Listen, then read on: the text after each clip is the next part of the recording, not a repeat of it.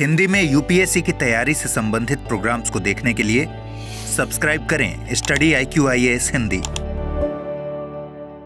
Hello दोस्तों, good morning, शुभ प्रभात। सभी कैसे हैं आप सभी लोग? सबसे पहले मैं मनोज कुमार आपका अपने चैनल स्टडी IQIAS हिंदी पर स्वागत करता हूं और मैं उम्मीद करता हूं कि आप सब लोग बहुत अच्छे होंगे और ये भी मैं उम्मीद करता हूं कि आप लोगों की सबकी तैयारी जो है 2024 या 2025 का टारगेट लेकर के जो चल रहे हैं उनकी तैयारी बहुत अच्छी चल रही होगी। ठीक है ना?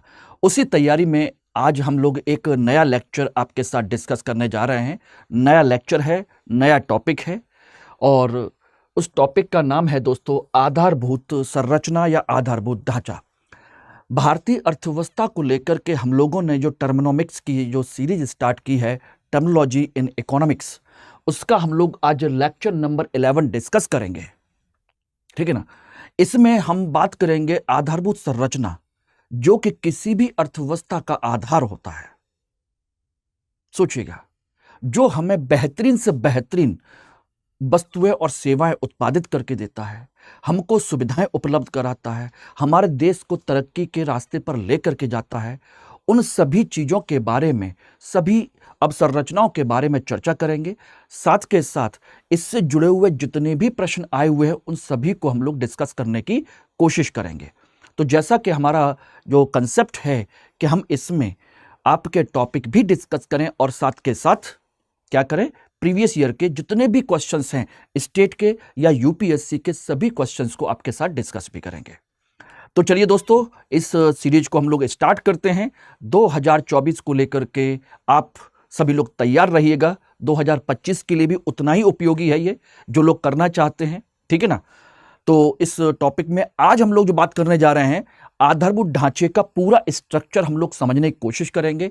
इसमें कहां कहां से क्या क्या क्वेश्चंस बनते हैं, किस तरीके से बनते हैं, उन सारी चीजों को जानेंगे। ओके, तो चलिए इसको स्टार्ट करते हैं। सभी लोगों का पुनः बहुत बहुत स्वागत है। आधारभूत ढांचे में सबसे पहले तो हमको ये जानना बहुत जरूरी है कि आधारभूत ढांचे में हमें क्या पढ़ना चाहिए और क्या नहीं पढ़ना चाहिए। और साथ के साथ ध्यान रखिएगा दोस्तों, ये जानना बहुत जरूरी है कि कहां पर हमसे क्या क्या क्वेश्चंस बन सकते हैं। तो इसमें देखेंगे तो सबसे पहले हम, बहुत सारे स्टूडेंट्स को यह भी नहीं पता होगा कि आधारभूत संरचना की परिभाषा क्या होती है। जिनको पता है बहुत अच्छी बात है, और जिनको नहीं पता है कोई दिक्कत नहीं है, उनको हम लोग बात करेंगे कि आधारभूत संरचना कहते किसको हैं, उसका महत्व क्या है हमारे देश के लिए, हमारे लिए, अपनी पूरी व्यवस्था के लिए। फिर वह आधारभूत संरचना कितने प्रकार की होती है, कौन कौन से होते हैं। फिर इसमें बात करेंगे सरकार के प्रयास, कि आधारभूत संरचना के विकास के लिए सरकार ने क्या क्या प्रयास किए हैं। ठीक है ना? और फिर कौन कौन सी आधारभूत संरचना है और अब तक कितनी कितनी विकसित हो चुकी है। तो ध्यान रखिएगा, आपके इन सारे टॉपिक से आपके प्री के क्वेश्चन तो बनेंगे ही बनेंगे, साथ के साथ मेंस के क्वेश्चन भी आसानी से आप लोग यहां से सॉल्व कर सकते हैं। तो हम आज सबसे पहले इन सारी चीजों के बारे में ब्रीफ डिस्कशन करेंगे और जहां जहां से क्वेश्चन बनेंगे उनको भी हम लोग डिस्कस करते हुए चलेंगे। तो इसमें हम लोग सबसे पहले अगर हम बात करें तो ध्यान रखिएगा, आधारभूत संरचना होती क्या है। आधारभूत संरचना की अगर हम परिभाषा की बात करें तो हमको पता होना चाहिए कि आधारभूत संरचना या ढांचा किसे कहेंगे, बेसिक इंफ्रास्ट्रक्चर। तो उसमें दो तीन पॉइंट्स ध्यान रखने की जरूरत है। नंबर एक, आधारभूत संरचना वह गतिविधियां हैं, ध्यान रखना, जो हमारे देश में आर्थिक गतिविधियों को बढ़ावा देती हैं, साथ के साथ आर्थिक विकास का आधार तैयार करती है, उसका नींव को तैयार करती है, और सबसे बड़ी चीज वह उत्प्रेरक के रूप में काम करती है। यानी कि स्वयं कोई विशेष उत्पादन नहीं करती, लेकिन उत्पादन के लिए प्रेरणा देती है। तो इसमें दो से तीन बातें ध्यान रखिएगा। नंबर एक, हम इसमें कहें तो आर्थिक आधारभूत ढांचा क्या है। आधारभूत ढांचा है जो आर्थिक गतिविधियों को बढ़ावा दे, ध्यान रखना, जो आर्थिक गतिविधियों को बढ़ावा दे, नंबर वन। ठीक है ना। नंबर 2, आर्थिक विकास की नींव तैयार करे। आर्थिक विकास की क्या करे, नींव तैयार करे, यानी कि उसी के ऊपर पूरा का पूरी अर्थव्यवस्था आपकी खड़ी होती है कि नींव को तैयार करे, ठीक है ना।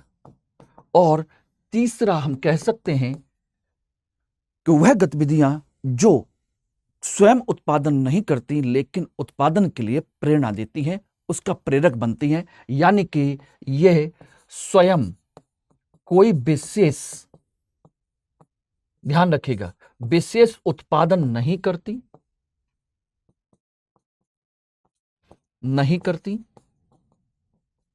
लेकिन उत्पादन के लिए प्रेरणा देती हैं।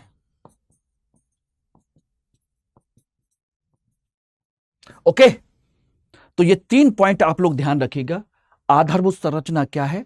जो किसी भी देश में आर्थिक गतिविधियों को बढ़ावा दे, आर्थिक विकास की नींव तैयार करे और स्वयं उत्पादन करे ना करे कोई दिक्कत नहीं, लेकिन दूसरी अन्य वस्तुओं को जो गुणवत्तापूर्ण हो, सस्ती हो, अच्छी हो, उन सब वस्तुओं को क्या करे, उत्पादन करने में प्रेरणा दे, यानी कि एक उत्प्रेरक के रूप में काम करे। तो ये एक सिंपल सी परिभाषा इसमें हम कह सकते हैं। अब बात आती है कि आखिर इसकी हमें जरूरत क्यों है, क्या जरूरत है इसकी। तो सबसे महत्वपूर्ण चीज समझ लीजिएगा कि इसमें जो दूसरी चीज है वो है इसका आधारभूत संरचना का महत्व क्या है। ध्यान रखिएगा, अगर महत्व नहीं पता तो समझ लीजिए कि फिर हमको इसको पढ़ने का ना पढ़ने का कोई मतलब नहीं बनता। Very good morning all of you dear, सभी लोग जल्दी जल्दी ज्वाइन कर लीजिए। अभी मैंने बहुत ज्यादा डिस्कशन नहीं किया है, बस ध्यान रखिएगा। तो हम बात कर रहे हैं आधारभूत ढांचे के महत्व को लेकर के, और यहां से आपका प्री का क्वेश्चन भी सॉल्व होगा और मेंस का क्वेश्चन भी होगा। ध्यान रखिएगा, भारतीय अर्थव्यवस्था को एक विकसित अर्थव्यवस्था बनाने में आधारभूत ढांचे की एक महत्वपूर्ण भूमिका है। इस संदर्भ में आधारभूत ढांचे के महत्व को स्पष्ट कीजिए, क्वेश्चन बन जाएगा मेंस का, ठीक है ना। और प्रारंभिक परीक्षा में आधारभूत संरचना के संदर्भ में निम्न कथनों पर विचार कीजिए। तो 1 पॉइंट, 2 पॉइंट, 3 पॉइंट, 4 पॉइंट बताइए कौन कौन से सही हैं, कौन कौन से गलत हैं। तो वो उसकी इंपॉर्टेंस को लेकर के क्वेश्चन पूछा जा सकता है। ओके, तो ध्यान रखिएगा, इस पर हम चर्चा कर रहे हैं। तो महत्व को लेकर के अगर हम बात करें तो सबसे पहली चीज कि इसके बिना आर्थिक गतिविधियों और निर्माण गतिविधियों को बढ़ावा नहीं दिया जा सकता। तो ये क्या करता है, आर्थिक और निर्माण, जो भी कंस्ट्रक्शन होता है, निर्माण गतिविधियों को बढ़ावा देता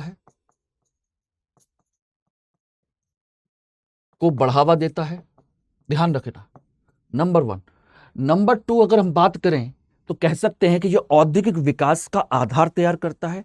अगर यह इंफ्रास्ट्रक्चर नहीं है तो उद्योगों का विकास भी संभव नहीं है। ध्यान रखिएगा, क्योंकि उनके लिए कच्चा माल चाहिए, वो कहां से आएगा, कैसे आएगा, कैसे बनेगा, सोचिएगा। उसी प्रकार से उसको अपनी वस्तुओं की सप्लाई करनी है, बिक्री करनी है, किसी बाजार में भेजना है, तो क्या चाहिए, उसको संचार व्यवस्था भी चाहिए, परिवहन व्यवस्था भी चाहिए। इसलिए क्या करता है, ये औद्योगिक विकास का आधार तैयार करता है।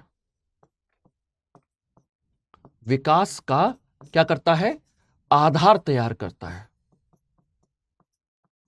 ध्यान रखना, मैं उन्हीं की पॉइंट पर ध्यान दे रहा हूं, उसी को आपको अंडरलाइन कर रहा हूं, जिनको आप लोगों को ध्यान रखना है।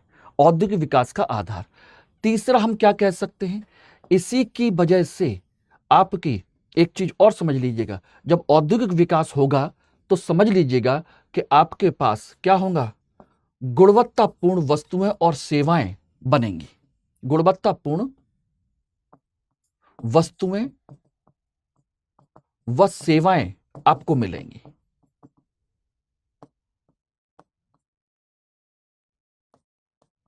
का उत्पादन होगा। जब यह इंफ्रास्ट्रक्चर अच्छा नहीं होगा तो आपको सस्ती और अच्छी वस्तुएं नहीं मिलेंगी। ध्यान रखिएगा, तो ध्यान रखिएगा, ये एक बहुत बड़ा इंपॉर्टेंट पॉइंट है। जब आपका ये सारे पॉइंट होंगे तो फिर आप चौथा पॉइंट आप इसमें देख सकते हैं कि जब सस्ती और अच्छी वस्तुएं होंगी तो दो उससे काम होंगे।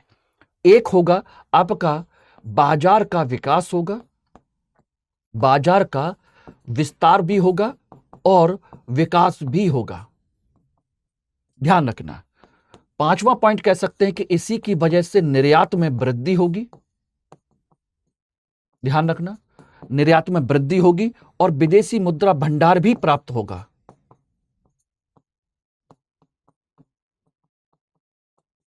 भंडार की प्राप्ति होगी, ध्यान रखिएगा। ओके, तो जब निर्यात बढ़ेगा विदेशी मुद्रा मिलेगी, विदेशी मुद्रा मिलेगी, हमारी अर्थव्यवस्था मजबूत बनेगी।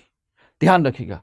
और इसी से संबंधित हम कह सकते हैं कि इसका मतलब है कि जब निर्यात होगा, सारी चीजें होंगी, तो हम कह सकते हैं कि आपके देश में वैश्विक स्तर की जो कंपनियां आती हैं वो भी आपके सामने टिक नहीं पाएंगी या अंतर्राष्ट्रीय बाजार में आपकी वस्तुओं की मांग बढ़ेगी। ध्यान रखिएगा। तो इसका मतलब है कि जब आपका ये सब कुछ होगा तो आप वैश्विक प्रतिस्पर्धा से निपट सकते हैं। से निपटना, अगर आपके पास अच्छा इंफ्रास्ट्रक्चर ना हो तो आप वैश्विक प्रतिस्पर्धा से, वैश्विक कंपनियों से, उनकी वस्तुओं से, उनकी गुणवत्ता से आप कंपीट नहीं कर पाएंगे। आपको अपना इंडिया ब्रांड बनाना है तो आपको मूलभूत सुविधाएं उपलब्ध करानी ही होंगी। Everybody, it is clear? ध्यान रखिएगा। ओके, अब इसी में और भी चीजें हैं, आप देख सकते हैं और क्या क्या इसके फायदे हैं, इसकी इंपॉर्टेंस और क्या क्या है। ध्यान रखिएगा, इसकी वजह से जब ये सारी चीजें होंगी तो आप अपने देश के संसाधनों का कुशलतम उपयोग कर सकते हैं, कुशलतम उपयोग कर पाएंगे। अब संसाधन, चाहे ध्यान रखिएगा, संसाधन आपके प्राकृतिक संसाधन हो या मानवीय संसाधन हो, कोई भी हो, ध्यान रखिएगा, किसी भी प्रकार का संसाधन हो, उसका सही उपयोग तभी होगा, अन्यथा नहीं होगा। Everybody, it is clear? समझ में आ रहा है कि नहीं आप लोगों को? देखिए, मैं आप लोगों को बार बार समझाने की कोशिश कर रहा हूं, चीजों को लिंक करके पढ़ने की कोशिश कीजिए, अच्छे तरीके से समझने की कोशिश कीजिए, ठीक है ना? सिस्टमैटिक तरीके से पढ़िए। यूपीएससी बहुत टफ नहीं है माय डियर, बस थोड़ा सा धैर्य रख करके, थोड़ा सा उसमें डिवोशन दिखाना है आपको, उसके अंदर अपने आप को इन्वॉल्व करना है। कोई बड़ी चीज नहीं है बेटा, ऐसी कोई चीज नहीं है जो आप सोचें और करना चाहें और ना कर पाएं। समझ लीजिएगा। हाँ, समय जरूर लग सकता है, उतनी मेहनत, उतना डिवोशन उसमें दिखाना पड़ेगा, इसमें कोई शक नहीं है, लेकिन आप कर सकते हैं। ध्यान रखिएगा, ठीक है ना? और जिसको नहीं करना उसको हम रोक नहीं सकते, उसको करवा नहीं सकते। उसके लिए तो ऊपर से भी कोई उतर के आ जाए ना बेटा, भगवान भी आ जाए, तथास्तु कर दें, तब भी हो सकता है कि वो ना करे। क्योंकि हमारे समाज में आप जैसे लोगों के बीच में कुछ ऐसे स्टूडेंट भी हैं, कुछ ऐसे लोग भी हैं जो ये सोचते हैं कि मुंह खोल के सोएंगे और रसगुल्ला मुंह में आकर के गिर जाएगा, बाकी वो पूरे दिन मस्ती करेंगे, पूरे दिन मस्ती करेंगे। तो बेटा उन लोगों से थोड़ा बचिए, उन लोगों से थोड़ा दूर रहिए, अपना भविष्य बनाइए और आगे बढ़िए। फिर उसके बाद आप मुंह खोल के सोएंगे ना तो भी आकर के कोई ना कोई आपको रसगुल्ला खिला जाएगा, लेकिन उसके लिए आपको अपने आप को प्रूव करना पड़ेगा, अपने आप को सफल बनाना पड़ेगा। और आज के समय में ध्यान रखिएगा दोस्तों, कंपटीशन बहुत बढ़ चुका है, लोगों में प्रतिस्पर्धा बहुत हो रही है, संसाधन हमारे पास बहुत कम है और लोग ज्यादा हैं, तो सोचिए क्या हालत होगी। अगर ऐसे ही जिंदगी चलती रहेगी तो एक समय के बाद में फिर कंडीशन ये होगी, हम सरकारों पर सारे दोष मरते रहेंगे कि हम लोगों के लिए कोई रोजगार नहीं है। हम कभी अपने आप को नहीं देख पाएंगे कि हम लोगों ने अपने लिए, अपने विकास के लिए कुछ किया था क्या? समय रहते जो भी मौके मिले उसको क्या हमने कैश किया? नहीं किया। तो ये भी सरकार का वही एक कंसेप्ट है कि जो भी संसाधन है उसका सही उपयोग तो करो, वेस्ट मत करो। आपके पास सबसे बड़ा संसाधन पता है क्या है? आप नहीं जानते। दो चीजें हैं, एक मेहनत करने का जज्बा है आप लोगों के अंदर, बस करना दिखाना है, और दूसरा आपके पास समय है अभी। और ये दोनों चीजें निकल गई ना तो एक समय के बाद में समय नहीं बचेगा, फिर आपके पास मेहनत करने की इच्छा भी नहीं होगी, कुछ नहीं कर पाएंगे। अभी जज्बा है, कर लीजिए, ओके, तो यही आपका रिसोर्स है और हम चाहते हैं उस रिसोर्स का सही यूटिलाइज करें। बस आपके रिसोर्स का सही यूटिलाइजेशन करना। ओके एवरीबॉडी, तो संसाधनों का कुशलतम उपयोग होगा और जब इतना उपयोग होगा, सारी चीजें होंगी, तो इसी से क्या बढ़ेगा? रोजगार गतिविधियों में वृद्धि होगी,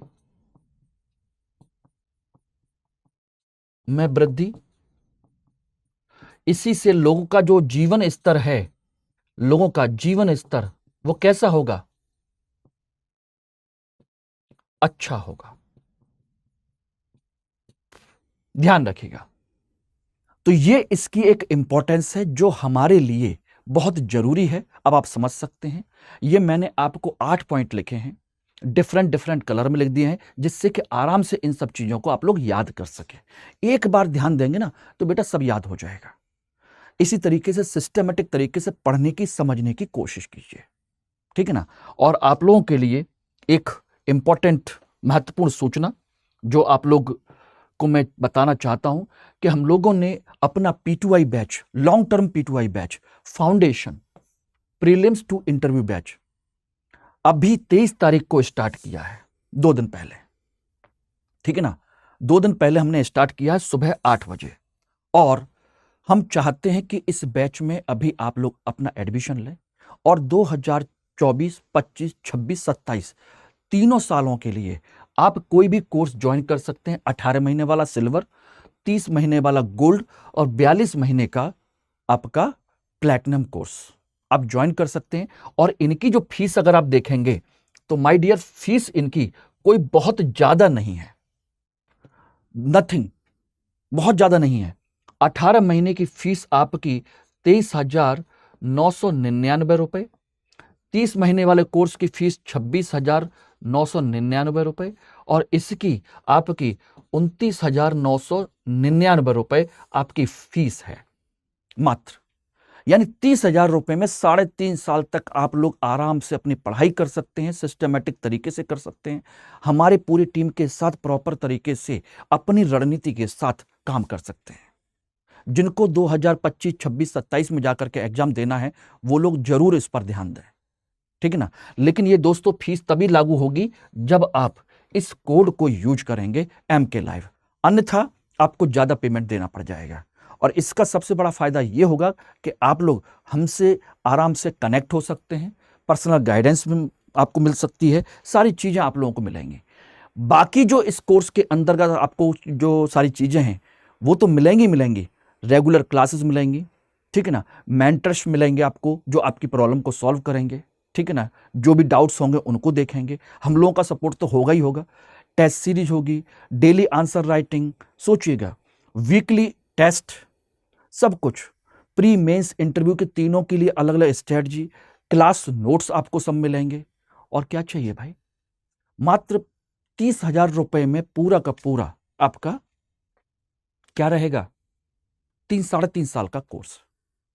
इससे बढ़िया मौका आप लोगों को नहीं मिलेगा। मॉर्निंग बैच जितना जल्दी हो सके उसको आप लोग ज्वाइन कर लीजिए, ठीक है ना, ध्यान रखिएगा।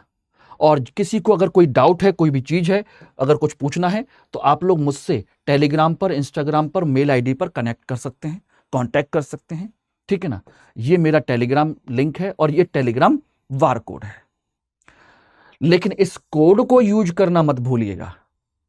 अगर आप कोई भी कोर्स परचेज करते हैं तो चाहे कुछ भी परचेज करिए, चाहे स्टेट PCS का कोई भी कोर्स, कहीं पर भी स्टडी IQ पर कोई भी चीज आप परचेज करते हैं, इस कोड को डालेंगे आपको इसका बेनिफिट मिलेगा, डिस्काउंट मिलेगा, अच्छा खासा मिलेगा। ओके एवरीबॉडी, क्लियर हो गया। अब इसमें अब एक चीज जो देखना चाहते हैं वो बता देते हैं, और वो ये है कि आखिर आधारभूत संरचना के प्रकार क्या हैं। तो यहीं पर देख लीजिएगा, आधारभूत संरचना के प्रकार। आधारभूत संरचना को ध्यान रखिएगा दोस्तों, हम 2 पार्ट में डिवाइड करते हैं। आधारभूत संरचना 2 चीजों से मिलकर बनी होती है, ध्यान रखना, 2 चीजों से मिलकर बनी होती है। एक होते हैं आपके आधारभूत उद्योग, आधारभूत उद्योग भी इसी का पार्ट है। और दूसरी तरफ होती है आधारभूत, कहा जाए कि सेवाएं, आधारभूत सेवाएं। इन दोनों से मिलकर बना होता है आधारभूत ढांचा, यानी आधारभूत उद्योग और आधारभूत ढांचा। आधारभूत उद्योगों को ही हम कोर उद्योग भी कहते हैं, कोर उद्योग भी कहते हैं। अब आप लोगों के दिमाग में यह आ सकता है कि सर ये तो इंडस्ट्रीज का पार्ट है। एक्चुअली में आधारभूत उद्योग इंडस्ट्रीज का पार्ट भी है और आधारभूत संरचना का पार्ट भी है, क्योंकि ये उत्पादन भी करते हैं और उत्पादन के लिए प्रेरणा भी देते हैं, उसमें सहायक का रोल भी प्ले करते हैं। ध्यान रखना। तो यहां पर हम कह सकते हैं एक प्रकार से कि आधारभूत उद्योग क्या है? वह गतिविधियां जो उत्पादन भी करती हैं, वह गतिविधियां जो उत्पादन भी करती हैं और उत्पादन में सहायक भी हैं। ध्यान रखिएगा, सहायक भी हैं। अब इनमें कौन कौन सी आती हैं वो आप देख लीजिएगा। दोस्तों, इनमें आते हैं आपके 8 उद्योग आते हैं। 8 उद्योग भारत में, इन्हें हम कोर इंडस्ट्रीज कहते हैं। आगे जाकर के इनकी डिटेल हम लोग इंडस्ट्री वाले चैप्टर में पढ़ेंगे, लेकिन यहां पर उन 8 उद्योगों को जरूर याद रखिए। कौन कौन से 8 उद्योग हैं? नंबर 1 स्टील, नंबर 2 उर्वरक, नंबर 3 आपका सीमेंट, नंबर 4 कोयला, नंबर 5 पेट्रोलियम,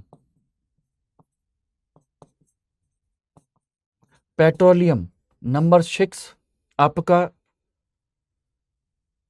प्राकृतिक गैस। ध्यान रखिएगा, प्राकृतिक गैस, विद्युत,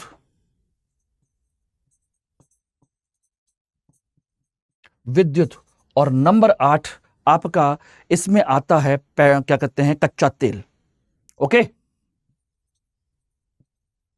कच्चा तेल। हो सकता है कि सिंपल सा क्वेश्चन यही पूछ लिया जाए कि निम्न में से कौन कोर इंडस्ट्रीज में शामिल नहीं होता। ओके, ध्यान रखिएगा, ये एक सिंपल सा क्वेश्चन आपका यहां से बन सकता है। एक दूसरा, अगर हम इसमें बात करें तो यहीं पर अब आप देखिएगा, जो आपकी आधारभूत सेवाएं हैं वो भी आपकी 2 तरह की होती हैं। इनको भी आप देखना चाहें तो देख सकते हैं। आधारभूत सेवाएं एक होती हैं आपकी सामाजिक आधारभूत ढांचा, सामाजिक आधारभूत ढांचा, और एक होता है भौतिक आधारभूत ढांचा। भौतिक और सामाजिक, इनको आप लोग बहुत अच्छे से जानते हैं क्या क्या है। सामाजिक में देखेंगे तो आपकी शिक्षा, दूसरा स्वास्थ्य, तीसरा आवास, खाद्य सुरक्षा, स्वच्छ पेयजल एवं वातावरण,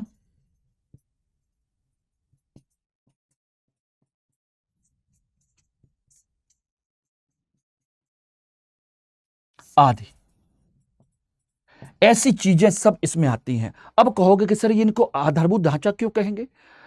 क्योंकि ध्यान रखिएगा, अगर ये आपके पास हैं, अच्छी शिक्षा है, आप स्वस्थ हैं, सोचिएगा आपके पास रहने के लिए आवास है, खाने पीने की सुविधा है, तब तो आप एक अच्छे कुशल व्यक्ति, कुशल श्रमिक बन सकते हैं जो अर्थव्यवस्था में योगदान दे सकते हैं। अगर इनमें से कोई भी नहीं है तो आपके अंदर कोई स्किल नहीं होगी, आए दिन बीमार पड़ोगे, भूखे रहोगे तो कुछ कर नहीं सकते हैं। सोचिए, दिमाग काम नहीं करेगा, तो ऐसी स्थिति में आप अर्थव्यवस्था में कोई योगदान तो छोड़ दीजिए, आप अर्थव्यवस्था में बोझ और बन जाएंगे। सरकार को आपको और ज्यादा खिलाना पिलाना पड़ेगा, आपको सुविधाएं देनी पड़ेंगी, और आप चिल्लाएंगे भैया मेरा जीवन का अधिकार है, मुझे ला के दो, कहीं से भी ला के दो। मेरी बात समझ में आई कि नहीं आई? इसलिए यह सामाजिक आधारभूत ढांचा है। जितना अच्छा ये होगा, वहां के लोग उतने अच्छे, स्वस्थ, शिक्षित और कुशल होंगे, यह समझ लीजिएगा। और इसीलिए सरकार इन पर लगातार फोकस करती है।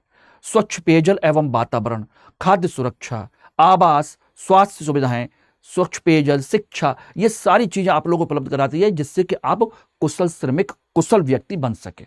और आपको यूट्यूब पर पढ़ाने का पर्पस क्या है? आप लोग को यूट्यूब पर पढ़ाने का पर्पस भी यही है कि जो लोग वेयर नहीं कर पाते, जिनके पास पैसा नहीं है, संसाधन कम है, या जिनको प्रॉपर गाइडेंस चाहिए, आइए हमारे साथ जुड़िए। तो कम से कम शिक्षा तो आपको उपलब्ध करा रहे हैं उस तरह की। अब इसका भी अगर सदुपयोग ना करें तो बेटा इसमें हम कुछ नहीं कर सकते। फिर आप ही लोग जाके भविष्य में कहोगे कोई किसी के हेल्प नहीं करता, सिर्फ पागल बनाते हैं। और जब आपको हेल्प करना चाह रहे हैं, आपको कुछ अच्छा देना चाह रहे हैं, तो आप लोग क्या करते हैं? मैं सभी की बात नहीं कर रहा हूं, आप में से कुछ एक जो लोग हैं, सोचिएगा क्या करते हैं, अपने आप से पूछिएगा कि आप जो करते हैं वो सही है, गलत है। ध्यान रखिएगा, बहुत सारे लोग आपको रियली में सही शिक्षा, सही मार्गदर्शन देना चाहते हैं, लेकिन आप नहीं लेते हैं, तो उसमें कोई कुछ नहीं कर सकता। आगे जाकर के कुछ समय बाद जब मौके हाथ से निकल जाएंगे, तब अपने आप से प्रश्न पूछना कि किसी ने आपके लिए कुछ नहीं किया था क्या, या आपने अपने लिए कुछ नहीं किया था। दोनों चीज, ठीक है, ध्यान रखिएगा। यह सब सरकार भी करती है और आपको भी करने की जरूरत है। अब इसी में भौतिक आधारभूत ढांचा है, उसको देखेंगे। भौतिक आधारभूत ढांचे में क्या क्या है? भौतिक आधारभूत ढांचे में है परिवहन व्यवस्था, परिवहन, उसमें है आपकी संचार व्यवस्था, इसमें है आपकी ऊर्जा, इसी में है आपका व्यापार, इसी में है आपकी वित्तीय गतिविधियां, वित्तीय सेवाएं, व्यापारिक सेवाएं, वित्तीय सेवाएं, ऊर्जा, ये सब चीजें। लेकिन जनरली हम लोग व्यापार और वित्तीय गतिविधियों को अलग से चैप्टर में पढ़ते हैं, इसलिए हम यहां पर डिस्कस नहीं करेंगे। बाकी ये जो तीन हैं, इन पर हम विशेष तौर पर इसी कक्षा में आपको सारी चीजों को डिस्कस करेंगे। तो मैं आज जो अभी जो बता रहा हूं, वो पूरा का पूरा एक कंसेप्ट है, जिसको आप जान लीजिए कौन कौन सी गतिविधियां कहां कहां पर आती हैं, कैसे कैसे आती हैं। अगर पूछ लिया जाए कि आधारभूत संरचना में निम्न में से कौन कौन शामिल नहीं है, तो पता चला कि आपने तो केवल 3 ही पढ़े हैं। व्यापार भी इसी में आता है, वित्तीय गतिविधियां भी इसी में आती हैं, क्योंकि ये सेवाएं हैं, आधारभूत सेवाएं हैं, क्योंकि इनके बिना आप कुछ नहीं कर सकते। बिना व्यापार के अर्थव्यवस्था को चला पाओगे? नहीं चला सकते। बिना पैसे के कोई गतिविधि आप चला पाओगे? नहीं चला पाओगे। और अगर आप कुशल, आपके देश में कुशल श्रमिक नहीं है, तो अर्थव्यवस्था चल पाएगी? कौन उत्पादन करेगा? कौन इंजीनियरिंग का काम करेगा? कौन मैनेजमेंट संभालेगा? कौन लॉ एक्टिविटीज देखेगा? कौन आपके बच्चों को पढ़ाएगा? समझिएगा, कौन आपके अकाउंट सेक्शन की देखभाल करेगा? कौन आपकी मार्केटिंग करेगा? अगर वो पढ़े लिखे ही नहीं होंगे, कौन उनकी प्रशासनिक गतिविधियों को संचालित करेगा? अगर आप ढंग से नहीं पढ़ेंगे तो देश को चलाएगा कौन? इसलिए आपका अच्छा और शिक्षित होना, कुशल होना बहुत जरूरी है। क्लियर हो गया? तो ये आधारभूत संरचना के प्रकार और उसके पार्ट्स हैं। ध्यान रखिएगा, इस सेगमेंट को हम लोग पढ़ेंगे इंडस्ट्रीज में जाकर के, यहां पर हम इसको पढ़ेंगे अपना अलग। ये ऑलरेडी मैं आप लोगों को, अगर ध्यान हो तो पिछली कक्षाओं में पढ़ चुका हूं, ये इसको हम बाद में डिस्कस करेंगे। यहां से सरकार की योजनाएं आती हैं। हमारा जो मुख्य पर्पज है वो ये है कि हम इन सेगमेंट को विशेष तौर पर ध्यान दें। भौतिक आधारभूत ढांचे को हम विशेष तौर पर यहां पर देखेंगे। क्लियर? यहां पर देखिएगा। अब यहां पर आ जाइए, आपका भौतिक आधारभूत ढांचा ये रहा। अब इसमें क्या क्या चीजें हैं जो मैंने आपको बताई थी, इसी में ध्यान रखिएगा। आपका इसी में है आपका परिवहन, इसी में है आपकी संचार व्यवस्था, और इसी में है आपकी ऊर्जा गतिविधियां। ये 3 चीजें इसमें शामिल है। ध्यान रखिए, डिटेल में पहले सिलेबस को ढंग से डिफाइन कर लीजिए, अपने दिमाग में सेट कर लीजिए, क्वेश्चन ऑटोमेटिकली उससे सॉल्व होना शुरू हो जाएंगे।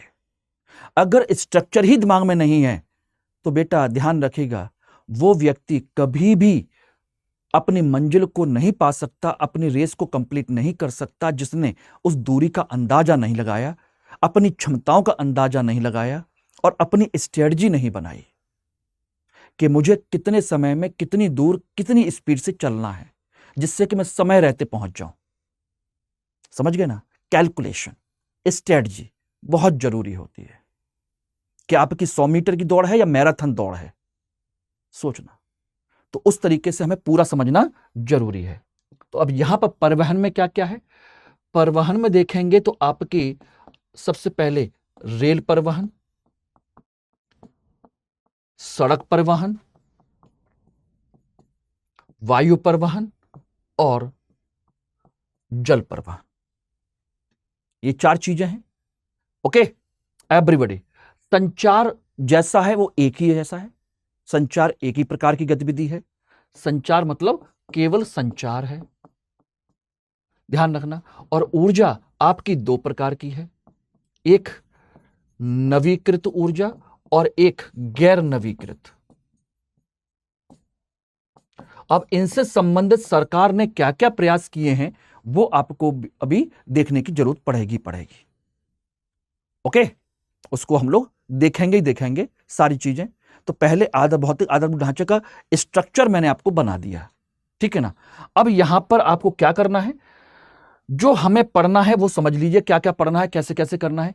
इनसे संबंधित सरकार की जितनी भी योजनाएं हैं वो सभी हमको पढ़नी है कि सरकार ने इन सारी चीजों के विकास के लिए क्या क्या किया है। वो हमारा क्वेश्चन बनेगा और वहीं से क्वेश्चंस बनते हैं कि रेल के विकास के लिए कौन कौन से प्रोजेक्ट शुरू किए गए हैं, क्या क्या योजनाएं हैं, वो सारी चीजें यहां पर आएंगी। तो इसमें हम लोग क्या पढ़ेंगे दोस्तों, इसमें ध्यान रखिएगा, इसमें हम पढ़ेंगे सरकार के प्रयास या कह सकते हैं सरकार की योजनाएं।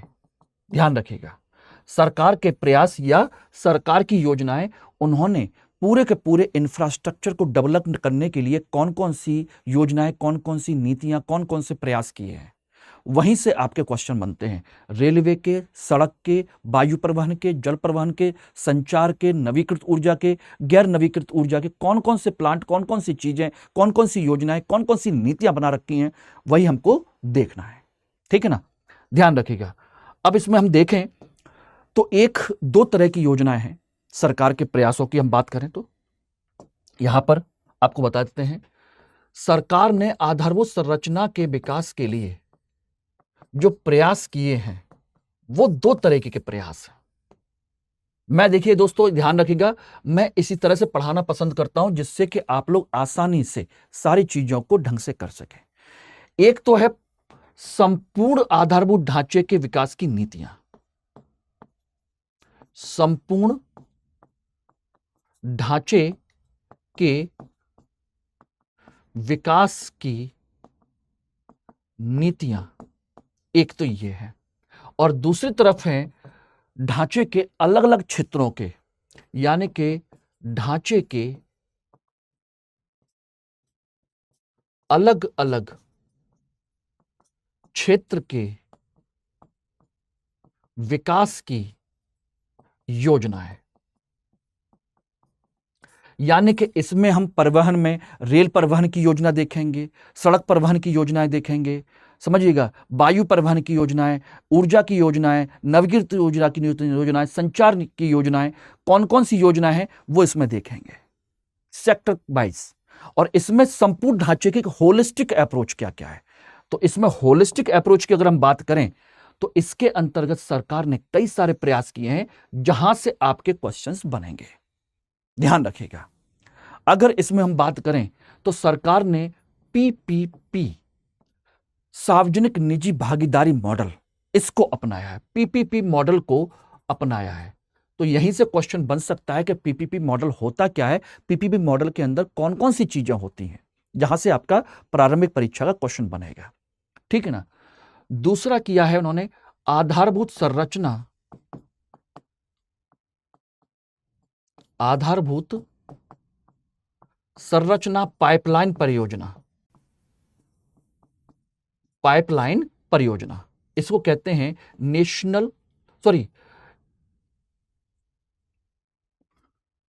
एनआईपी, नेशनल आधारभूत, राष्ट्रीय आधारभूत संरचना पाइपलाइन, राष्ट्रीय आधारभूत संरचना इन पाइपलाइन, एनआईपी, ये उन्होंने पूरे ढांचे के विकास के लिए एक बड़ा प्रोजेक्ट बनाया है, एनआईपी कहते हैं, ठीक है ना।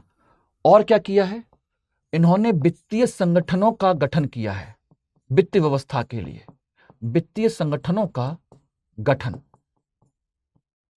जैसे हम बात करें IIFTL, Indian infrastructure finance company limited, ऐसे कई सारे संगठन उन्होंने बनाए हैं।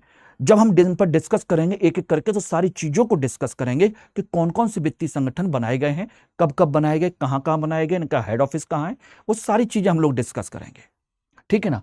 और क्या किया है सरकार ने, और किया है इसके लिए FDI को मंजूरी दी है, FDI 100% की मंजूरी ये किया है। और क्या किया है इसके लिए, क्या है, भूमि अधिग्रहण कानून बनाया है जमीन के लिए, भूमि अधिग्रहण एवं पुनर्वास नीति बनाई है, जो वहां के जो लोग थे उनके पुनर्वास के लिए भी और उनकी जमीन का अधिग्रहण करने के लिए भी ये भी बनाया है, ठीक है ना। और इसके विकास के लिए कई सारे कमेटी का गठन किया है,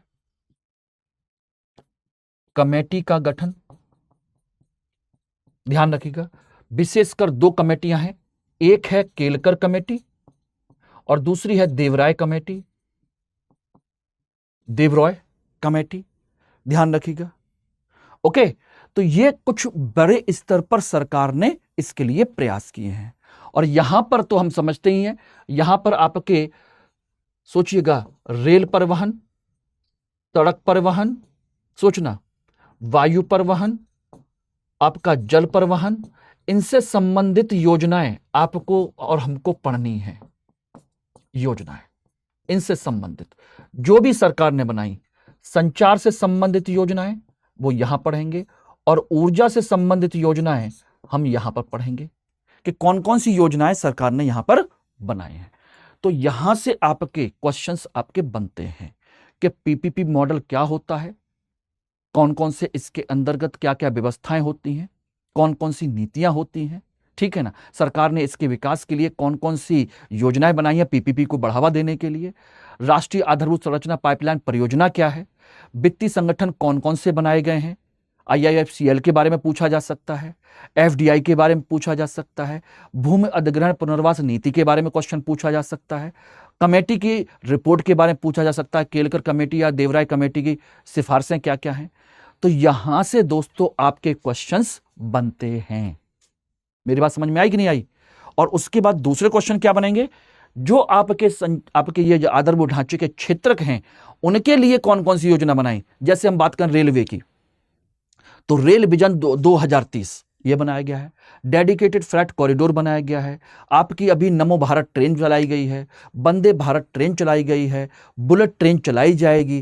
तो उनके बारे में कोई भी क्वेश्चन हो सकता है कि बुलेट ट्रेन कब से लॉन्च करने की प्लान है, कितने स्टेशन होंगे, कहां से कहां होगी, किस देश के सहयोग के साथ बनाई जा रही है, ये कोई भी क्वेश्चन पूछा जा सकता है कि नहीं।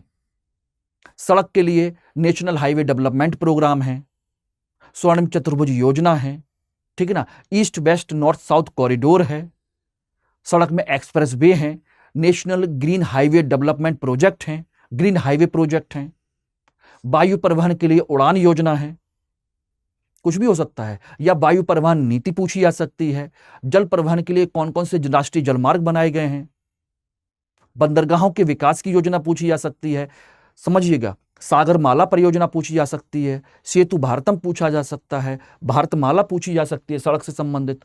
तो इससे संबंधित जितनी भी योजनाएं हैं किसी से भी क्वेश्चन पूछे जा सकते हैं। अब इन सारी चीजों को हम लोग अलग अलग क्लास में टॉपिक वाइज एक एक चीज को डिस्कस करते चलेंगे और इससे संबंधित अगर कोई क्वेश्चन आया है तो वो भी आपके साथ डिस्कस करते रहेंगे, या नहीं भी होगा तो उससे संबंध हो सकता है कि एक्सपेक्टेड क्वेश्चन भी मैं करा दूं, यह भी हो सकता है, मॉडल क्वेश्चन भी करा सकता हूं मैं। ध्यान रखिएगा, अगर इससे संबंधित क्वेश्चन नहीं आए तो प्रैक्टिस क्वेश्चन करा सकता हूं, और आए हुए हैं तो मैं डिस्कस कर ही दूंगा। ओके एवरीबॉडी, क्लियर है? तो इस तरीके से पूरे स्ट्रक्चर को पढ़ने के बाद ही आप काम करिएगा। यह मेरा उद्देश्य था आप लोगों को प्रॉपर तरीके से बताने का। अब यहां पर देखेंगे जो क्वेश्चन आया हुआ है, सिंपल सा देख लीजिएगा। क्वेश्चन इसी तरह के बने हैं। भारतमाला परियोजना से भारत का निम्न में से कौन सा आधारभूत संरचना का क्षेत्र संबंधित है? यानी भारतमाला परियोजना निम्न में से किस आधारभूत संरचना से जुड़ी हुई है? दूरसंचार से है, रेलवे से है, सड़क से है या बंदरगाह से है? भारतमाला यानी पूरे भारत को एक माला के तौर पर पिरोना, यानी कि सड़क। ध्यान रखिएगा, यह रहा क्वेश्चन। सड़क परिवहन की योजना है। अब यही क्वेश्चन पूछा जाए कब लॉन्च की गई, इसकी विशेषता क्या है? विशेषताओं के क्वेश्चन पूछे जा सकते हैं, कुछ भी पूछा जा सकता है। दूसरा देखेंगे, भारत के 8 कोर औद्योगिक क्षेत्रों में किसे शामिल नहीं किया जाता है? इनमें से कौन नहीं है 8 कोर औद्योगिक क्षेत्रों में से? कोयला, उर्वरक, विद्युत, रसायन। अभी मैंने लिखा था ना आप लोगों को सामने। आंसर आप बता सकते हैं, आराम से बता सकते हैं। यस, रसायन। ये केमिकल इंडस्ट्री इसमें शामिल नहीं है। 3 तो ये हैं, आपको 5 और मैंने बताए थे आपको। स्टील है, सोचिएगा। विद्युत इसमें दिया ही रखा है। पेट्रोलियम है, प्राकृतिक गैस है, कच्चा तेल है, ऐसी सारी चीजें। सीमेंट इंडस्ट्री है, ये सब इसके पार्ट हैं, लेकिन केमिकल इसका हिस्सा नहीं है। ओके दोस्तों, तो ये है आज की क्लास और कल हम लोग बात करेंगे इसके पहले टॉपिक से। हम स्टार्ट करेंगे कौन सा? जहां पर सरकार ने नेशनल इंफ्रास्ट्रक्चर पाइपलाइन परियोजना है और अन्य जो योजनाएं सरकार ने पीपीपी मॉडल वगैरह को लेकर के बनाई हैं, उन सब से संबंधित सारी चीजों को डिटेल में पढ़ेंगे और आपके प्रीवियस ईयर के क्वेश्चंस और हो सकता है तो कुछ एक्सपेक्टेड क्वेश्चंस भी आपको डिस्कस किए जा सकते हैं। सभी लोग प्रॉपर क्लास में बने रहिए और ज्यादा से ज्यादा लोगों तक इसको क्लास को शेयर कीजिए, सब्सक्राइब कीजिए और सब लोगों को जोड़ने की कोशिश कीजिए। जितने ज्यादा लोग होंगे, समझ लीजिए कंपटीशन उतना बेटर होगा, उतना ज्यादा पढ़ने में मजा आएगा। इतना ही आप लोगों से सहयोग चाहिए, ठीक है ना? Thank you very much all of you guys, have a nice day. Hindi में यूपीएससी की तैयारी से संबंधित प्रोग्राम्स को देखने के लिए सब्सक्राइब करें स्टडी IQ IAS हिंदी।